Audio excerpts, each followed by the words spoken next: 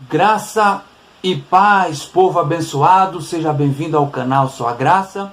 Estamos aqui para ministrar a lição 8, cujo tema é A Lei e os Evangelhos revelam Jesus. Esta é a lição 8. E já convido a você que está chegando aqui pela primeira vez, que ainda não se inscreveu, se inscreva no canal, ative o sininho, para que você possa estar recebendo notificações de novos vídeos que serão postados aqui nesse canal.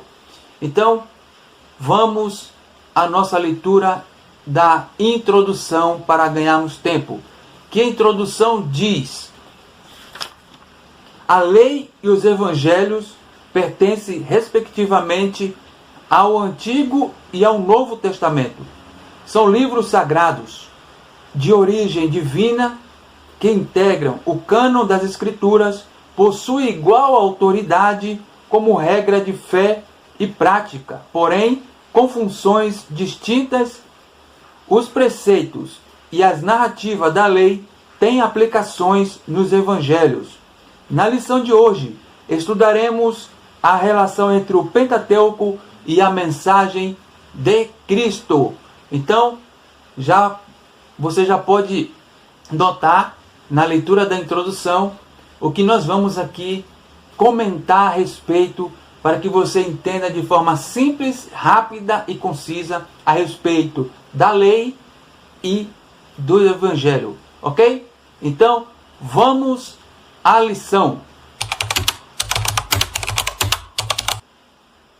Ok, então, no primeiro tópico, em seu primeiro subtópico, eu quero fazer a leitura tanto do tópico, que é o tema, e em seguida fazer a leitura do título em seu subtópico, o primeiro subtópico, que diz assim o tópico: o Pentateuco, a lei de Deus. Em seu primeiro subtópico tem o seguinte subtítulo: os 5 livros da lei.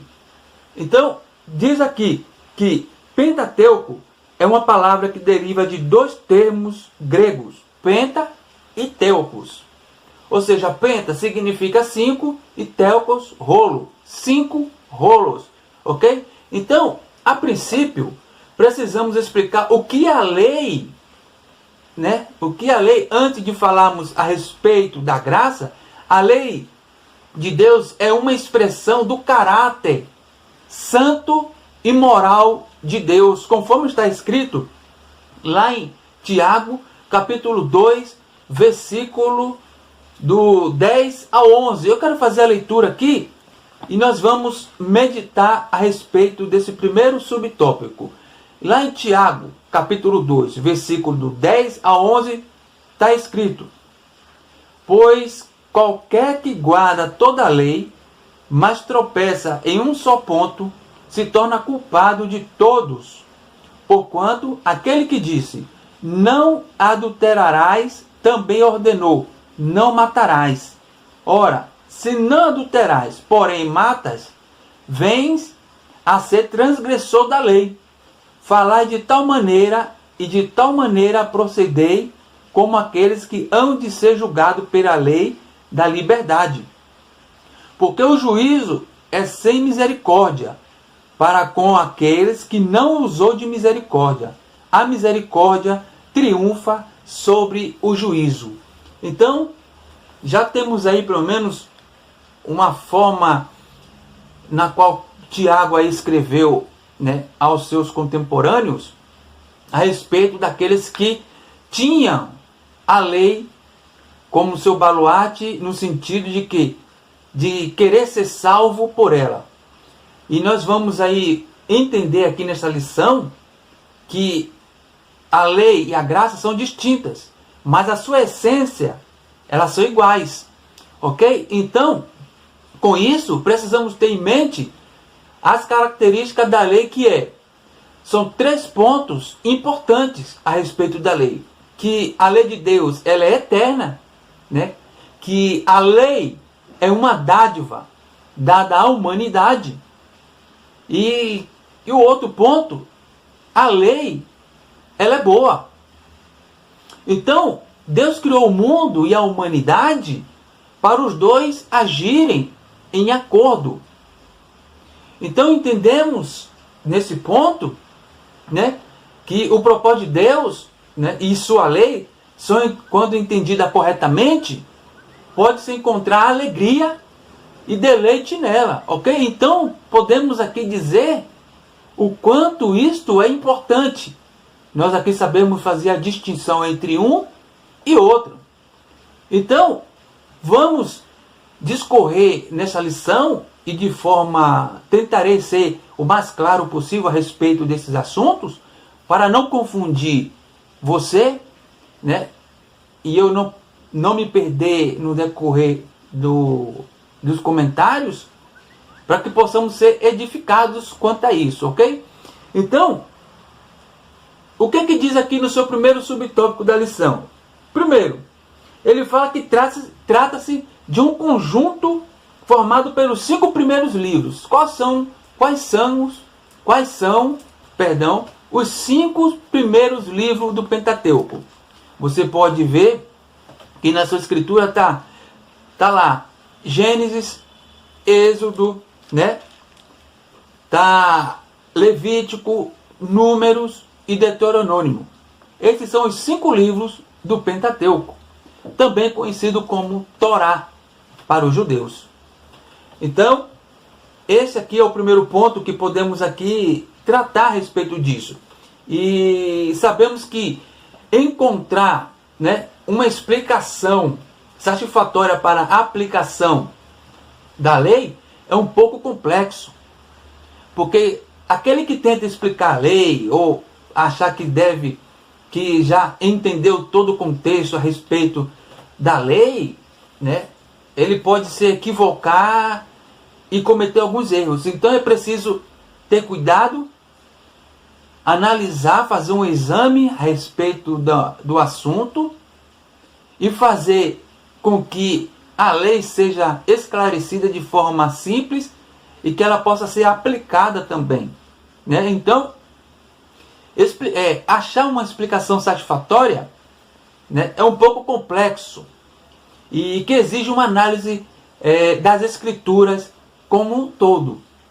Não posso pegar partes das escrituras para tentar explicar a lei, porque nós vamos ver que de Gênesis, né, a Deuteronômio vai se falar da lei a princípio em Gênesis de um jeito, em Êxodo de outro, Levítico, em Número, Deuteronômio de outro.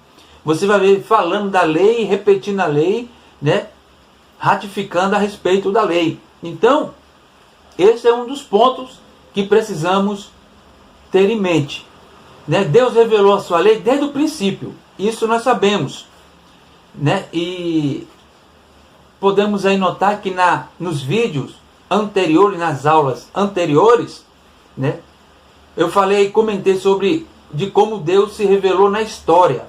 Primeiro por meio das coisas criadas, o universo, os corpos celestes, o mundo, né? No mundo ele criou as árvores, os animais e por fim o homem e a mulher. Então são os meios no qual Deus se revelou, veio se revelando à humanidade. Mas, né, vou falar das pessoas a quem Deus revelou a sua lei. Quero aqui fazer um breve comentário a respeito das pessoas que Deus revelou a sua lei no princípio, né? Deus revelou a sua lei primeiramente a Adão e Eva, dando-lhes responsabilidades gerais, ou seja, cuidar daquilo que Deus tinha criado, né? Criar das coisas que Deus tinha criado por meio de sua palavra, por meio do seu poder. Os animais, a natureza, tudo isso é a responsabilidade de Adão e Eva. Então, está aí, né, a sua lei primeiramente revelada em forma geral a Adão e Eva, dando essas responsabilidades. Então, por serem os portadores da imagem e semelhança de Deus, eles foram aí incumbidos, né? Deus acrescentou essa responsabilidade a eles. Então, Deus também revelou para Noé, né, e aos patriarcas israelitas, de várias maneiras apropriadas em suas respectivas circunstâncias. Ele revelou aí a Noé, né, por meio da aliança. Nós sabemos o texto, você pode ler no texto de Gênesis, no livro de Gênesis, e você pode constatar aí que por meio da história, Deus revelou-se, né, a essas pessoas, e também revelou a Moisés, né, com mais detalhe, de acordo com o estágio da salvação em que o seu povo se encontrava. E também onde teve a inspiração para fazer a sua primeira codificação, né, das leis. Codificação que ele escreveu, né, ele codificou as leis, que são os 10 mandamentos. Por que codificar? Codificar no sentido seguinte, por exemplo, quando está escrito lá no mandamento, eu quero ler aqui somente o primeiro mandamento, só para eu explicar aqui o que eu estou tentando dizer a você, em Êxodo, capítulo 20, o primeiro mandamento diz assim: não terás outros deuses diante de mim. Por que ele codificou? Codificou no sentido de que ele compactou, porque por meio desse primeiro mandamento, existem as ramificações que podem ser inseridas, né, como deuses. Porque geralmente, quando se fala não ter outros deuses, né, não ter outros deuses, como está escrito aqui, não terás outros deuses diante de mim, o que é que vem à mente logo quando se lê? Né? Construir uma imagem de gesso, ou de madeira, ou de pedra, ou de ouro, prata, cobre, não importa. Uma imagem, um artifício feito, né? Um artifício feito de material, e a pessoa passar a adorar essa imagem, passar a se prostrar diante dela. É o que vem em mente, não é? Quando se fala assim, não terás outro Deus diante de mim. Nesse primeiro mandamento. Mas só que ele codificou esse mandamento por quê?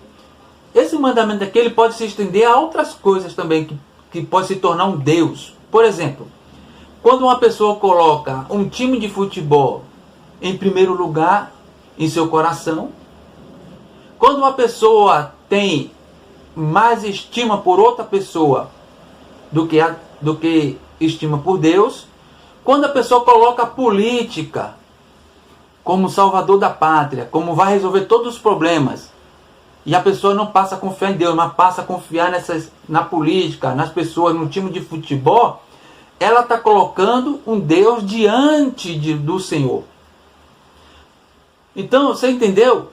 Porque quando fala que foi a primeira vez que ele codificou a sua lei, porque o homem, como diz Lutero, o seu coração é uma fábrica de ídolos. O homem, ele pode construir vários ídolos e se prostrar diante dele. E prostrar aqui não quer dizer ajoelhar e reverenciar, mas prostrar vamos dizer assim, reconhecer que aquele ídolo é maior do que o Deus Todo-Poderoso, o Criador.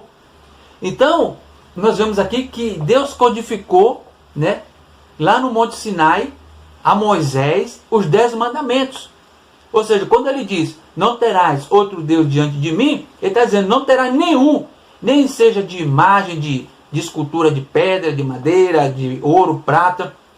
Como também você não pode ter um time de futebol que pode ser tomar o lugar de Deus no seu coração, na sua vida, vamos dizer assim, nas suas prioridades. Você não pode colocar outra pessoa como prioridade primeiro que Deus. Você não pode colocar nada como prioridade a não ser Deus. Espero que tenha sido claro aqui a respeito quando ele codificou as leis, ok? Então, também revelou aos profetas, e por meio deles nos tempos monárquicos, né? Aí você pode conferir depois no segundo livro de Samuel, capítulo 23, versículo de 1 a 2. Então temos esses exemplos que podemos seguir para não errarmos, ok? Então vamos aqui o que ele fala a respeito da lei. Ele diz o seguinte, Trata-se do conjunto formado pelos 5 primeiros livros do Antigo Testamento. Quais são? Gênesis, Êxodo, Levítico, Números e Deuteronômio. Ok? E ele fala o seguinte: esses volumes são denominados de Torá. Como eu disse aqui, para nós conhecemos como Pentateuco, os 5 rolos, os 5 livros. Para os judeus, a Torá. Ok? Então, qual é o sentido da lei? Ela tem um tríplice sentido. Quais são? Primeiro, instrução, ensino, exortação ou direção. Ok? Então você pode dizer que como as páginas da Bíblia, elas são como uma lei de Deus para nós, nos orientar, nos ensinar a respeito daquilo que Deus quer para nós, para que nós sejamos felizes, para que nós possamos sermos compreensivos com o nosso próximo. Porque você vai encontrar, em que sentido? Pelo menos em 3, vamos dizer, situações no qual você vai encontrar na Escritura. Por exemplo, você vai encontrar descrito assim, lei de Moisés, você vai encontrar lei de Deus e lei do Senhor. Ou seja, a lei, em sua tríplice, está registrada na Escritura Sagrada em todo decorrer da história. Ok? Então, em seu segundo subtópico, está escrito o seguinte: a grandeza da lei. Né? E quais são a grandeza? Estudar a lei, né, sobre 3 aspectos. Quais são esses 3 aspectos da lei? Morais, né, cerimoniais e civis. Esse é um ponto no qual o cristão precisa entender. É sempre bom lembrar que o quê? Que a lei não salva. Né? A lei não salva. A lei serve para quê? Para ensinar. Ensinar o quê? A ensinar a não transgredir aquilo que o Senhor determinou para todos os homens da terra, toda a humanidade, não transgredir a sua lei. E como transgride a lei? Aí nós voltamos lá no mandamento. Vamos lá, voltar. Êxodo capítulo 20, versículo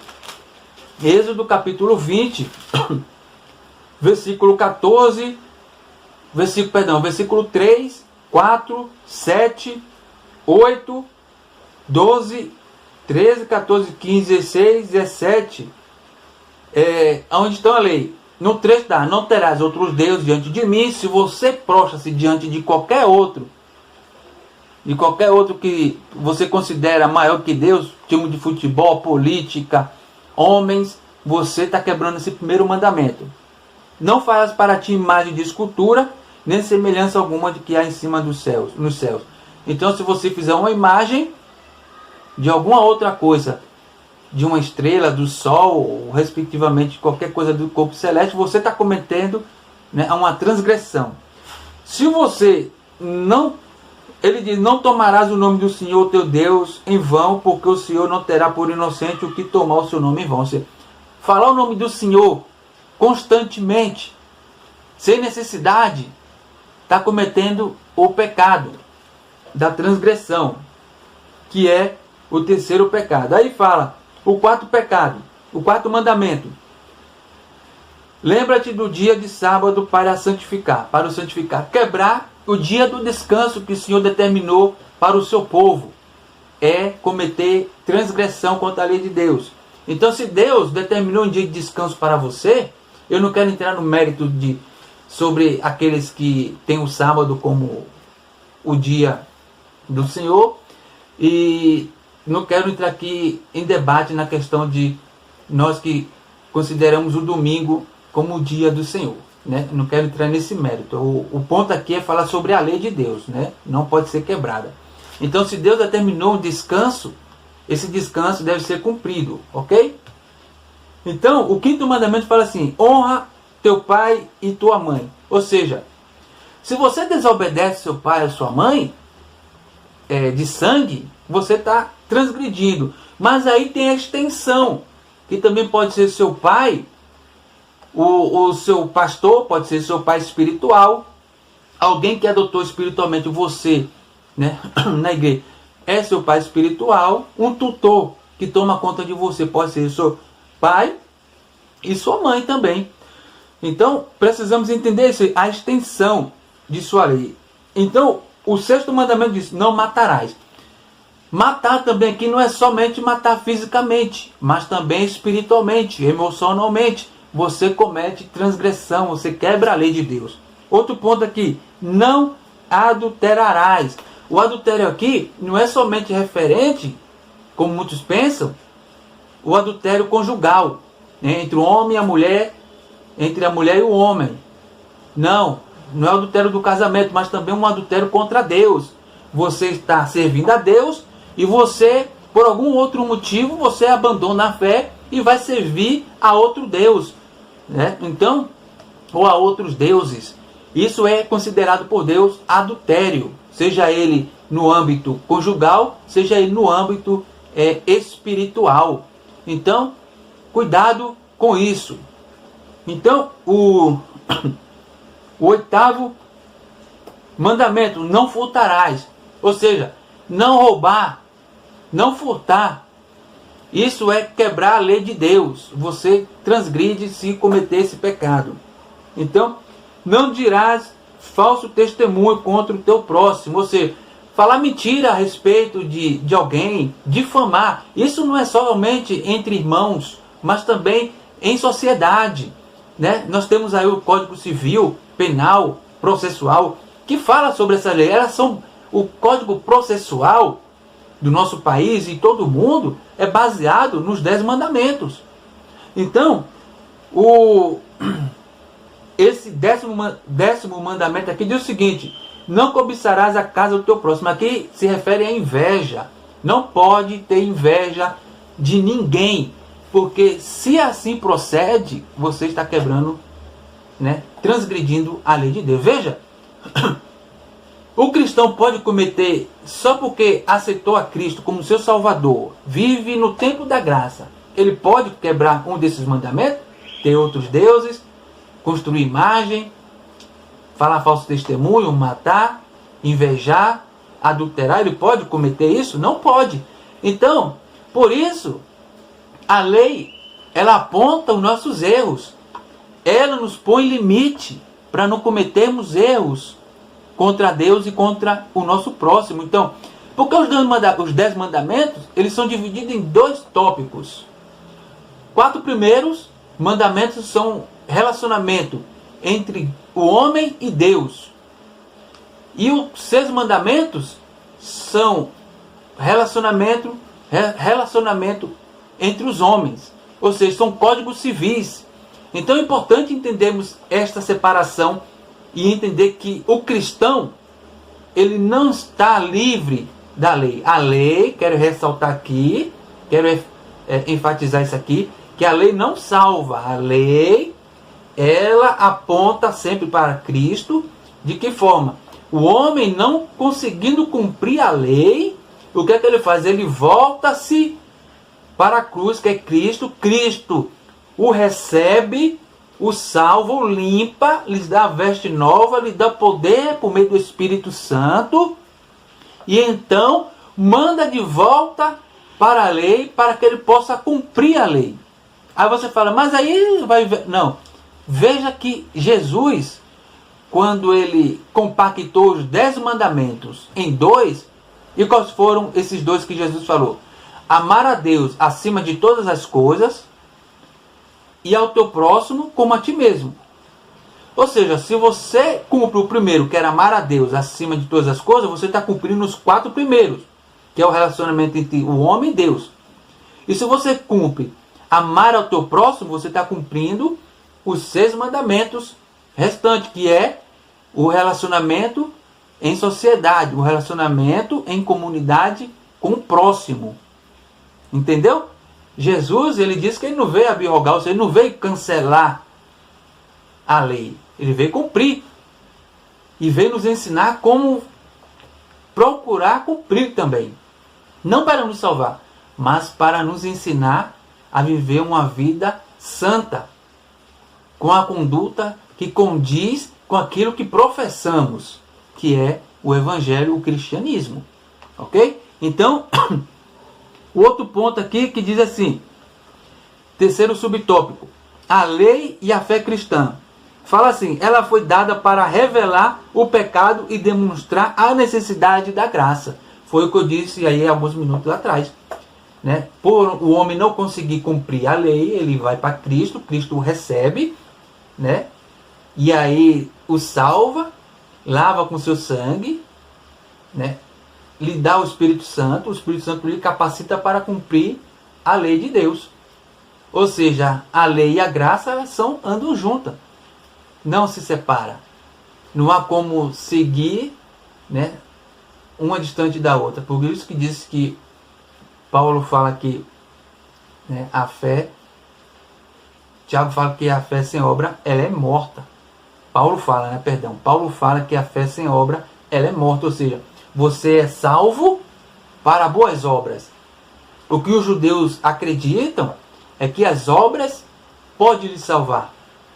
Mas Jesus veio e mostrou que os dois devem andar juntos, porque você recebe a fé e depois de salvo, você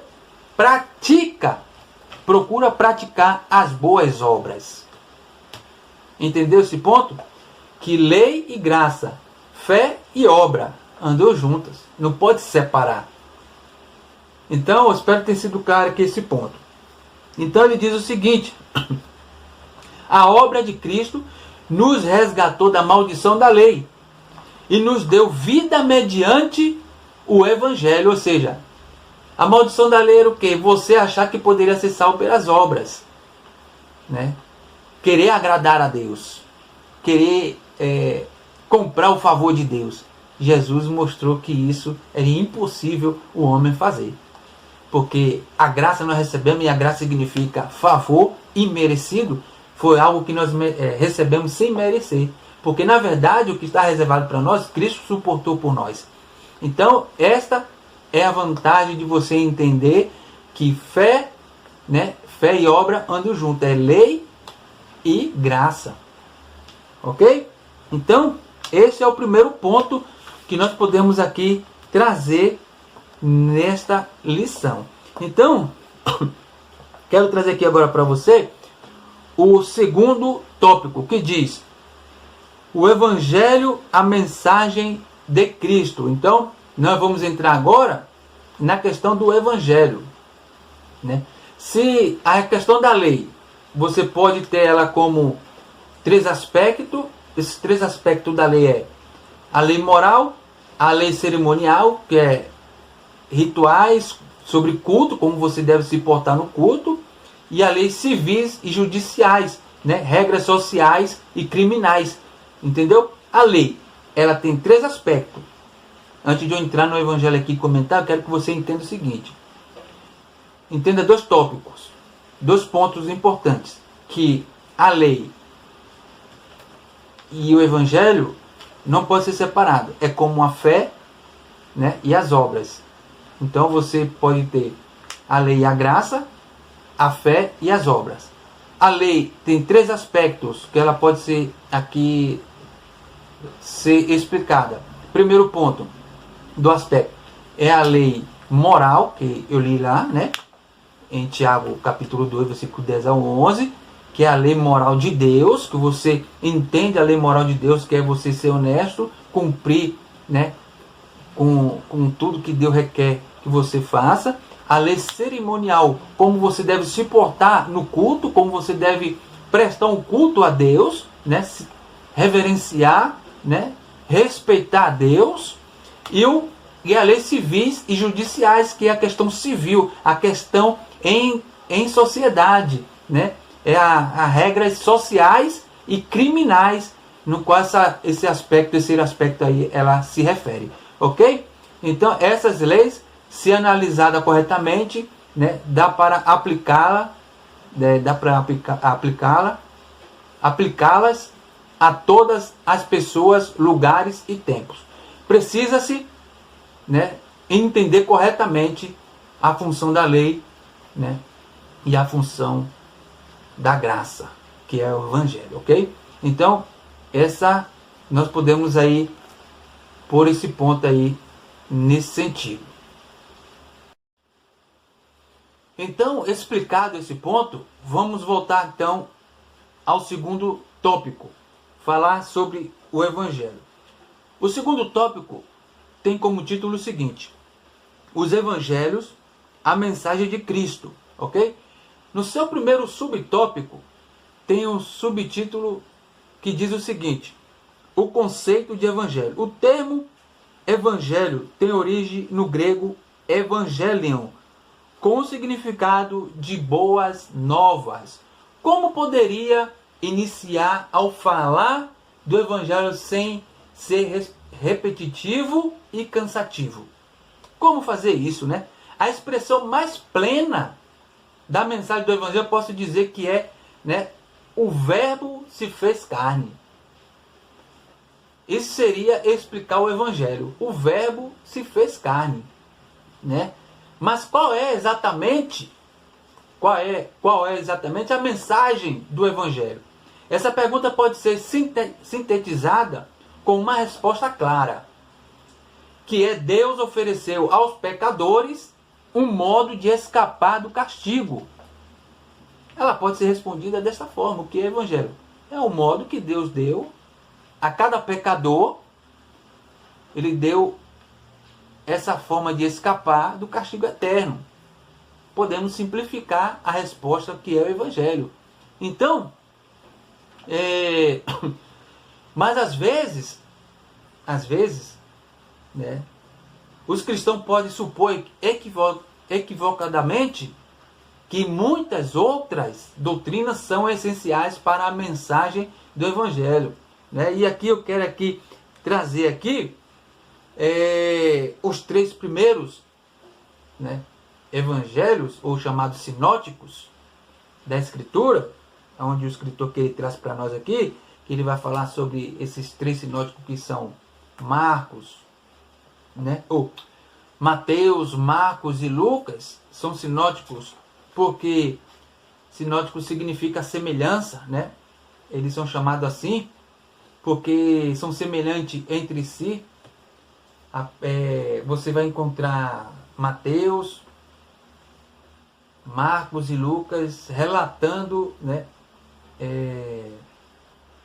Jesus aí ministrando, falando sobre Jesus em determinado lugar, né? Fala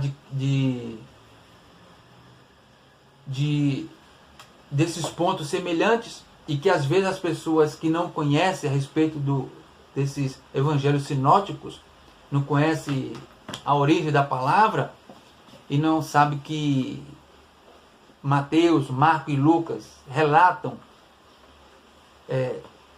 sobre os ensinamentos de Jesus, sobre a vida de Jesus, de forma e perspectiva e destinatários diferentes, e acabam dizendo, essas pessoas acabam dizendo que Mateus, Marcos e Lucas, eles repetem um que o outro diz, né? Como se fosse uma cópia. E não é. Apenas são sinônimos, ou seja, são relatos semelhantes, né? Semelhantes. E você vai entender este ponto. Porque podemos dizer que quando, né, uma hora você vai encontrar os três sinóticos, os evangelhos sinóticos, falando que Jesus estava na Galileia, e você vai encontrar a parte de João relatando sobre Jesus na Judéia. Então, são semelhantes, mas para destinatários diferentes. Ok? Então, Mateus, Marcos e Lucas, eles relatam sobre Jesus a um destinatário, e João relata a outro destinatário. Então, por isso são chamados sinóticos, porque se parecem. Ok? É isso aí, esse ponto aí, para ficar claro. O seu segundo subtópico, que fala assim: a mensagem do reino de Deus. Ele fala que nos outros sinóticos A pregação do reino também aparece como tema central da mensagem de Cristo. E João enfatiza que o reino divino não é deste mundo. Ou seja, o que os três primeiros evangelhos, Mateus, Marcos e Lucas, relatam, é de Jesus pregando um reino, né, terreno, o reino que foi implantado na terra, e João vem falando de um reino vindouro, um reino espiritual. Ele relata aí desse reino. Então, o quanto os três que são semelhantes falam de um reino de Jesus reinando sobre a terra, né, de seu reino sendo implantado na terra, João vem e fala sobre um reino que está por vir. Você vai ver lá em Apocalipse, né, falando sobre a Nova Jerusalém, que desce e se encontra com a terra. Então, a Nova Jerusalém que ele fala, né, então o reino espiritual e vindouro, ok? Então, são esses dois pontos aí que precisam ser separados. E no terceiro subtópico fala assim, a mensagem da salvação. Ele fala que nos evangelhos, Jesus é identificado por três títulos principais: Salvador, Cristo e Senhor. Está lá em Lucas 2:11. Então, esse é um dos pontos que precisa ser esclarecido. E espero que tenha sido esclarecido. Ele fala também que aqueles que acreditam que o evangelho só pode ser anunciado, né, aos perdidos. Esse é um entendimento equivocado da mensagem. Por quê? Muitas vezes, né, as pessoas pensam o quê? Que o evangelho, por causa da palavra evangelho, boas novas, mensagem de boas novas, que ela deve ser pregada somente aos perdidos. E isso é um pensamento equivocado, né? Se você pensa assim, você que não é cristão, e você que é cristão e pensa assim, espero que você reveja a respeito disso. Então, isso é importante que você entenda, ok? Então, esse é um dos pontos. E, na verdade, todo cristão precisa constantemente, né, constantemente renovar a sua confiança nas verdades do Evangelho. Por quê? O Evangelho não pode ser pregado somente às pessoas perdidas, mas também aos cristãos. Por quê? Desta forma, os irmãos, as irmãs, a igreja no todo, vai ser edificada, vai ser renovada a sua fé e a sua esperança. Porque se eu prego somente para os perdidos e não trago a mensagem também para os que estão dentro já, essas pessoas que estão dentro, não ouvindo a mensagem, vão desfalecer e conforme o tempo a sua esperança vão definhar. Então precisa-se também pregar às pessoas que estão dentro. Entendeu esse ponto? O evangelho tem que ser pregado tanto aos perdidos quanto aos que já estão salvos. Ok? Com isso, sua esperança por meio da fé, que fala, né?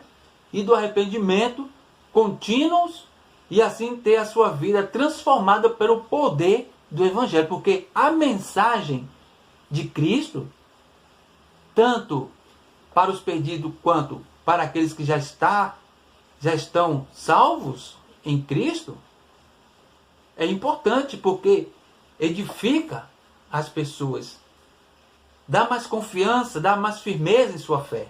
Importante é que quando as pessoas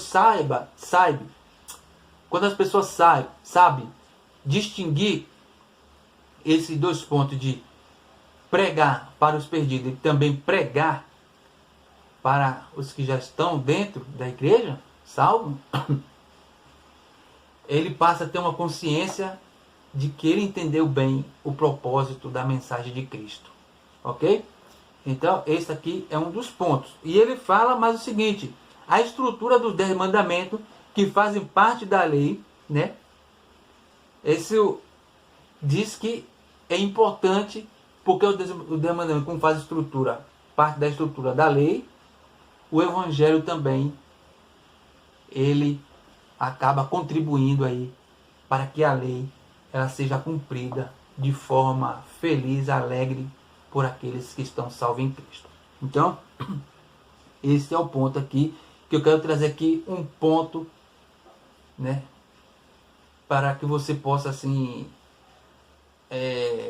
ratificar o que eu estou dizendo. Nos dias de Jesus, os fariseus se concentravam especialmente na maneira como o povo judeu estava vivendo a lei. E suas discussões com Jesus sobre o assunto, algumas vezes, degeneravam em divergências acaloradas e até mesmo conflitos perigosos. Então, ele diz o seguinte, que Jesus e os fariseus entravam em embates, em combates diretos, né? E esses combates às vezes eram acalorados. Por quê? Os fariseus, eles eram guardiões da lei, mas eles não praticavam o que estava escrito. Eles cobravam, né, ao povo que o povo cumprisse a lei, mas eles mesmos não cumpriam. Você vê que você vai lendo na escritura, você vê que Jesus cobrava isso deles. Chamava eles de hipócrita, né? Que eles cobravam os outros, mas não fazia. Então Jesus veio explicar que a lei contribuía, né, com o Evangelho, e o Evangelho contribuía com a lei. O que os fariseus não entenderam é que Jesus não veio esse mundo para ser inimigo deles. Né? O Evangelho não veio para ser inimigo da lei, melhor dizendo. O Evangelho não veio para ser inimigo da lei, mas para contribuir com a lei. Ou seja, ele não cumpria, Jesus estava ali, eles voltavam, recebiam o poder, a salvação. Jesus explicou a lei, né? E como Jesus explicou a lei? Eu quero aqui explicar melhor isso que eu estou tentando dizer para você.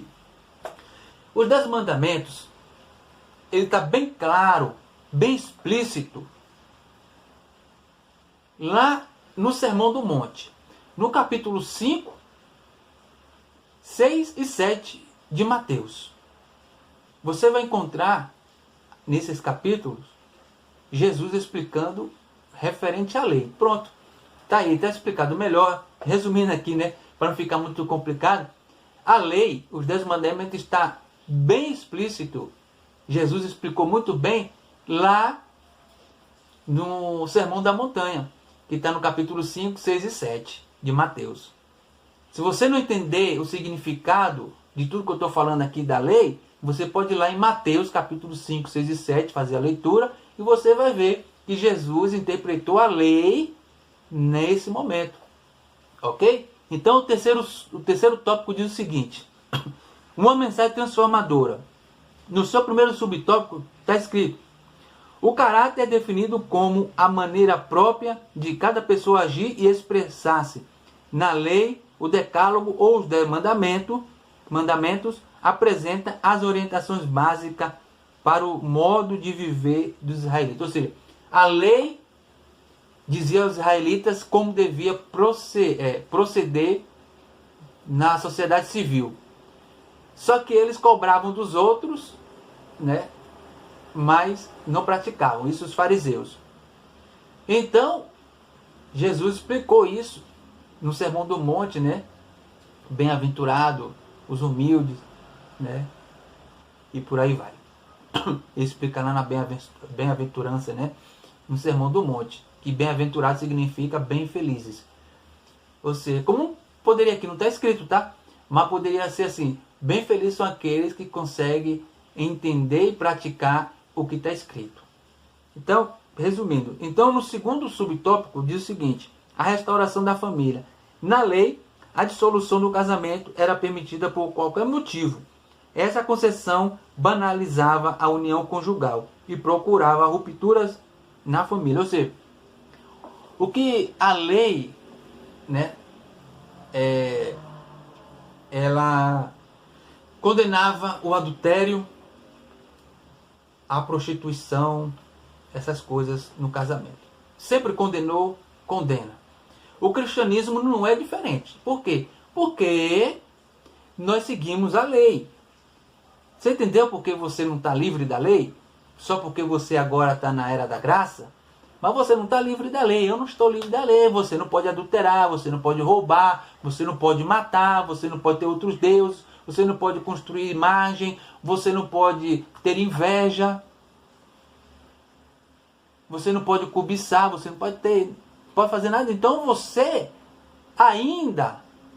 precisa entender que a lei e a graça estão juntas, estão casadas, não pode se separar. Então o adultério sempre foi proibido, sempre foi condenável por Deus. Por isso ele escreveu a sua lei, para deixar registrado, para as pessoas saberem que ele não gosta do adultério. Então, possamos aí entender este ponto, ok? Então, só é permitido a separação em 2 casos, segundo a Escritura: por adultério e prostituição. Fora isso, não pode separar um cristão, ok? O outro ponto aqui, terceiro subtópico, a regeneração da sociedade. Ele diz aqui que a estrutura dos 10 mandamentos, que fazem parte da lei, de respeito a Deus e à sociedade, e envolve pensamento, palavras e obras. O Senhor Jesus ensinou que todo o sistema mosaico, a lei e os profetas, está resumido em 2 ações: amar o Senhor e amar ao próximo. Lembra que eu disse lá no princípio? Que Jesus compactou os 10 mandamentos, né?